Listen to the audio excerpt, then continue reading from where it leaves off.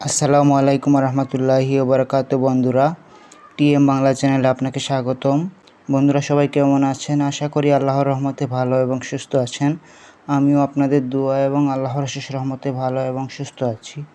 তো বন্ধুরা, স্ক্রিনে যে নকশাটি দেখতে পাচ্ছেন, এটি একটি সুলেমানি নকশা।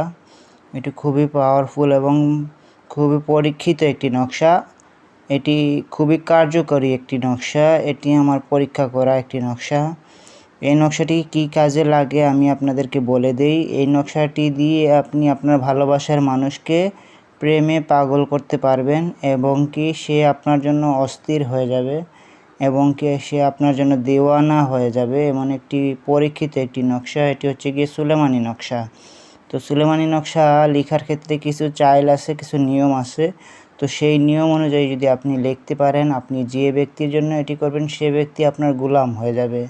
তো এটি খুবই খুবই খুবই গুরুত্বপূর্ণ একটি ভিডিওটি একদম শেষ পর্যন্ত দেখবেন।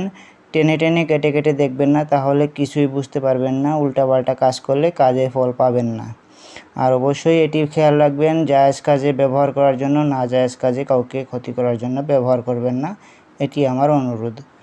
তো বন্ধুরা, চলুন শুরু করা যাক কীভাবে সুলেমানি নকশা দিয়ে আপনার ভালোবাসার মানুষকে আপনার প্রেমে পাগল করবেন, কিংবা যে আপনার অবাধ্য চলে তাকে আপনার বাধ্য বানাবেন কীভাবে, কিংবা যে আপনাকে ছেড়ে চলে গেছে তাকে ফিরিয়ে আনবেন কীভাবে। এই নকশা দিয়ে আপনার বন্ধু বান্ধব, প্রেমিক প্রেমিকা, স্বামী স্ত্রী, সন্তান যে চলে গেছে তাকে আবারও আপনি এই নকশা দিয়ে ফিরিয়ে আনতে পারবেন ইনশাআল্লাহ। তবে এটি জায়েজ কাজে ব্যবহার করবেন, না জায়েজ কাজে ব্যবহার করলে হিতে বিপরীত হবে, এটি বলে নিলাম। তো বন্ধুরা, এই নকশাটি কিভাবে লিখবেন, যদি আপনার কাছে এরকম জাফরানের কালি থাকে তাহলে জাফরানের কালি দিয়ে লিখবেন। আর যদি জাফরানের কালি না থাকে তাহলে এরকম লাল কলম দিয়ে কিংবা লাল মার্কার দিয়ে কিংবা অরেঞ্জ কালার কলম দিয়ে কিংবা অরেঞ্জ কালার মার্কার দিয়ে আপনি এই নকশাটি লিখবেন।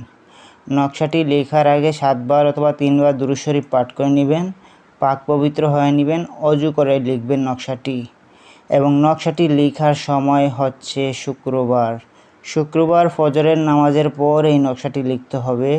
আমি যেভাবে বলবো ঠিক সেভাবে আপনি এই নকশাটি লিখবেন। আমার কথা ব্যতীত আপনার নিজের মন গড়া সময় কিংবা মন গড়া টাইমে লিখবেন না, তাহলে রেজাল্ট পাবেন না, উল্টো আপনি গুনাহগার হবেন, উল্টো আপনার রেজাল্ট হবেই না। ঠিক আছে? আর আমি যেভাবে বলবো ঠিক সেভাবে আপনি লিখবেন, তাহলে দেখবেন আপনার রেজাল্ট 100% আসবে। ঠিক আছে? তো এই নকশাটি লেখার ক্ষেত্রে সময় হচ্ছে গিয়ে ফজরের নামাজের পর এবং দিন হচ্ছে গিয়ে শুক্রবার। মনে করুন আজকের সকালটা শুক্রবার, আজকের ফজরের নামাজটা শেষ করে ফেললেন আপনি। ফজরের নামাজ শেষ করে হচ্ছে গিয়ে আপনি এই নকশাটি লিখবেন। ঠিক আছে? বৃহস্পতিবার রাতে আপনি এই কলম কালি সব কিছু সংগ্রহ করে রাখবেন এবং শুক্রবার সকালে নামাজটা পড়েই আপনি এই নকশাটি লেখা শুরু করবেন। পশ্চিম দিকে মুখ করে বসে লিখবেন এবং যার জন্য এই নকশাটি লিখছেন তার কথা মাথায় স্মরণ রেখে এই নকশাটি লিখবেন। নকশাটি লেখার জন্য আপনাকে এই যেভাবে বলছি ঠিক সেভাবে আপনি নকশাটি প্রথমে অঙ্কন করে নেবেন। অঙ্কন করে নিয়ে এখানে যেটা আছে ঠিক সেটা দিবেন, এখানে যেটা আছে ঠিক সেটা দিবেন। এখানে হচ্ছে গিয়ে আপনার ভালোবাসার মানুষের নাম লিখতে হবে, আর এটা হচ্ছে গিয়ে বিনতে, আর এটা হচ্ছে গিয়ে আপনার ভালোবাসার মানুষের মায়ের নাম। এখন ভালোবাসার মানুষের মায়ের নাম না জানলে হাওয়া লিখে দিতে পারেন, তবে হাওয়া লিখলে অনেক সময় কাজ করে না। যদি তার নাম না জানেন তার বাবার নাম দিতে পারেন অথবা তার মায়ের নাম দিতে পারেন। ঠিক আছে? এখানে আপনার কোনো নাম আসবে না, ভালো করে শুনে রাখুন। এখানে আপনার কোনো নাম আসবে না, আপনার মায়ের নাম বাবার নাম আসবে না। শুধু আপনি যাকে ভালোবাসেন, যাকে আপনার প্রেমে পাগল করতে চান তার নাম এখানে বসবে। এই বিনতেটা যেভাবে আছে ঠিক সেভাবে থাকবে, তার মায়ের নাম অথবা বাবার নাম এখানে বসিয়ে দিবেন। এখন মায়ের নাম না জানলে হাওয়া লিখে দিবেন, যদি বাবার নাম যদি না জানেন তাহলে আদম লিখে দিবেন। ঠিক আছে? তো লেখার পর আপনি কী করবেন, এই নকশাটি ভাঁজ করবেন। ভাঁজ করে আপনি একটি উঁচু স্থানে যাবেন কিংবা নিরিবিলি স্থানে যাবেন, যেখানে নীরব স্থান যেটাকে বলে, যে সেখানে গিয়ে আপনি এই নকশাটিকে ফোল্ড করবেন, সিগারেটের মতো ফোল্ড করবেন। ফোল্ড করে এটি আপনি জ্বালিয়ে দিবেন। ডান হাত দিয়ে জ্বালাবেন, বাম হাত দিয়ে সেলাই অথবা যে কোনো কিছু দিয়ে জ্বালাবেন। ঠিক আছে? আর জ্বালানোর সময় পশ্চিম দিক করে মুখ করে রাখবেন, আর যার জন্য জ্বালাচ্ছেন তার কথা মাথায় চিন্তা করে তারপরে জ্বালাবেন। সম্পূর্ণ যখন নকশাটি জ্বলে যাবে আপনি বাসায় চলে আসবেন কিংবা আপনি ঘরে আসবেন, ঘরে আইসা আপনি এই নকশাটি জ্বালানোর 3 দিন পর অপেক্ষা করুন। এই নকশাটি জ্বালানোর পরে আপনি 3 দিন পর্যন্ত অপেক্ষা করুন।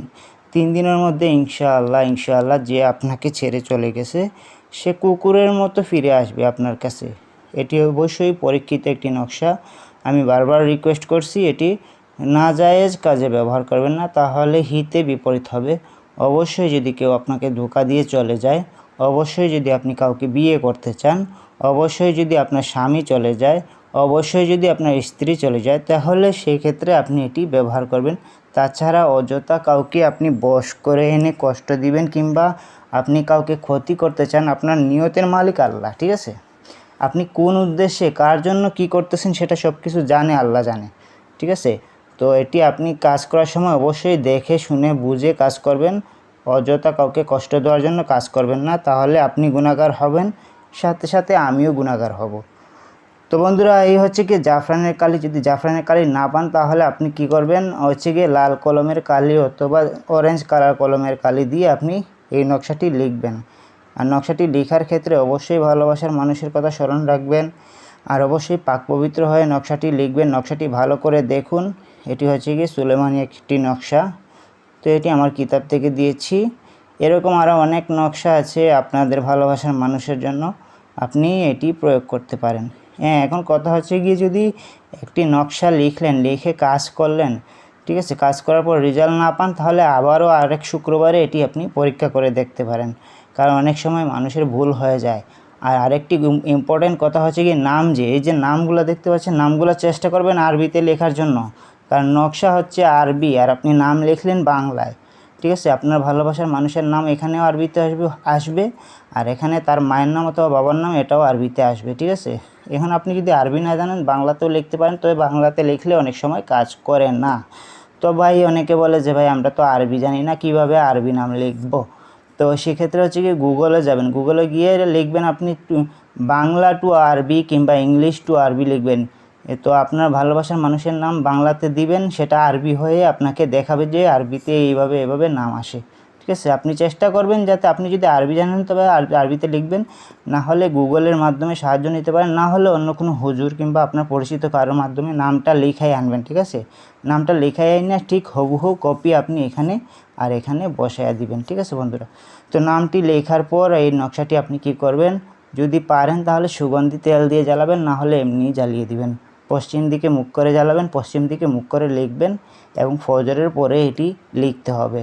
তো এই হচ্ছে আজকের ভিডিওটি যদি ভালো লাগে অবশ্যই লাইক কমেন্ট শেয়ার করবেন, আমার জন্য দোয়া করবেন। আর আমি ঘন ঘন ভিডিও নিয়ে আসতে পারি না, কারণ হচ্ছে কি এখন বেশি ভিডিও দিলে দেখা যায় যে কোনটা রেখে মানুষ কোনটা কাজ করবে সেটা দ্বিধা দ্বন্দ্বায় পড়ে যায়, ঠিক আছে? তো আমার চ্যানেলে এরকম ভালোবাসা, প্রেম, ভালোবাসা, মহাব্বতের ভিডিওর অভাব নাই, ঠিক আছে?